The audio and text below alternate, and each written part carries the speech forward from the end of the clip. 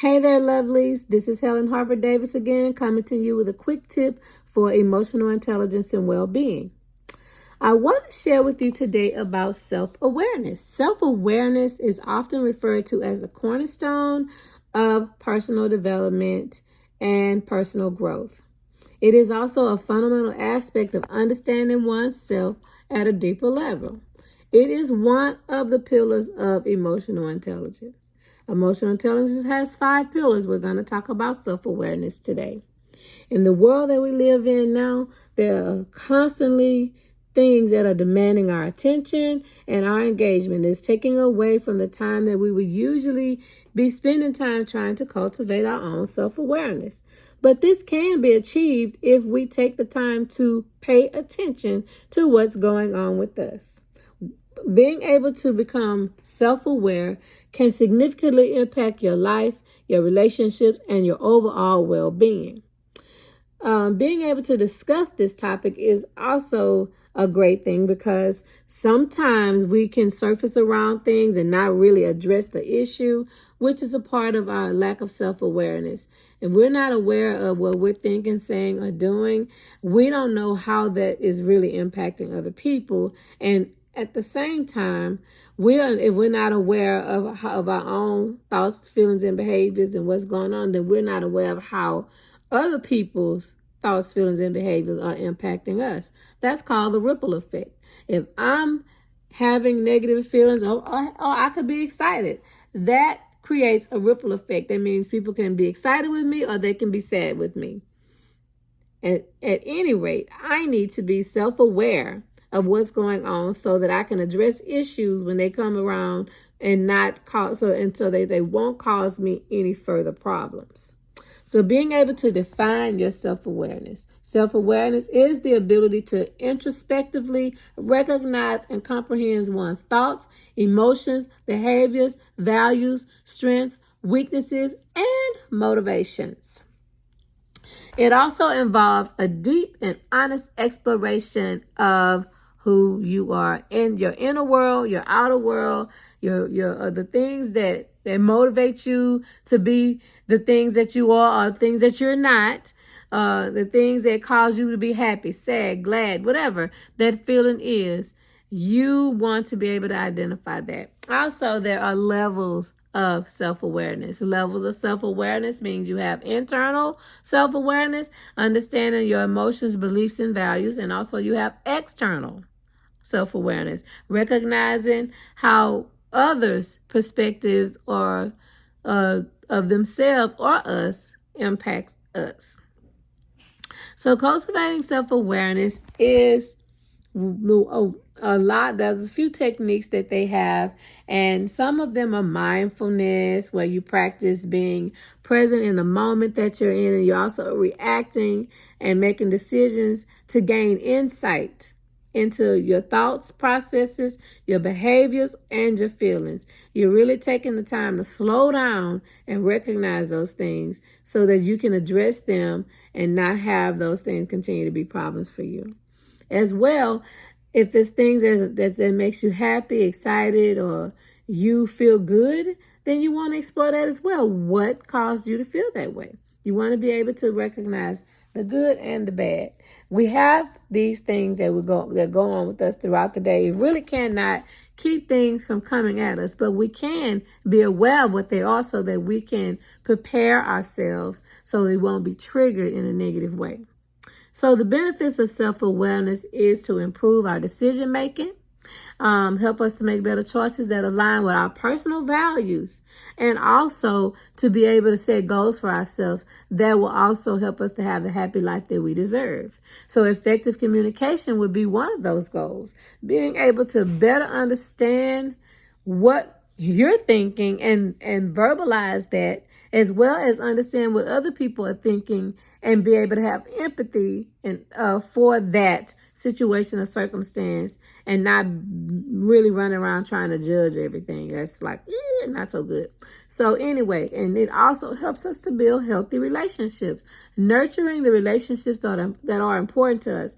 relationships with our significant others, with our children, with our other family friends, and also with our co-workers. We want to have healthy relationships. We want to have empathy. We want to actively listen, and we want to understand. Also, having self-awareness is another way to manage your stress.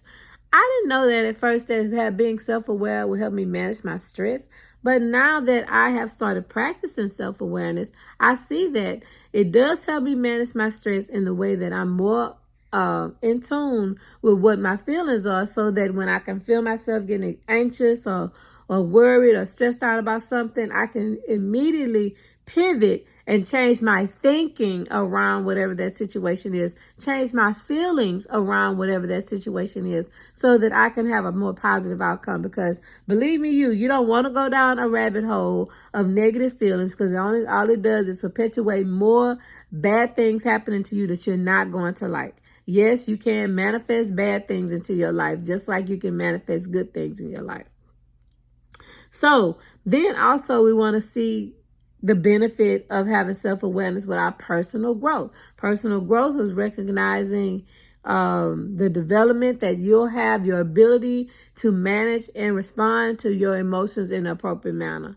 That is going to be key, because sometimes we can say and let things build up on us and say and do the wrong things, and the next thing you know, it's blown all out of proportion, and it wouldn't have even taken that much time if we would have taken the time to really see what's going on. Step back. Sometimes you have to step back from the situation and fly like a hawk above it, so you can really see what's going on before you start acting out on whatever it is.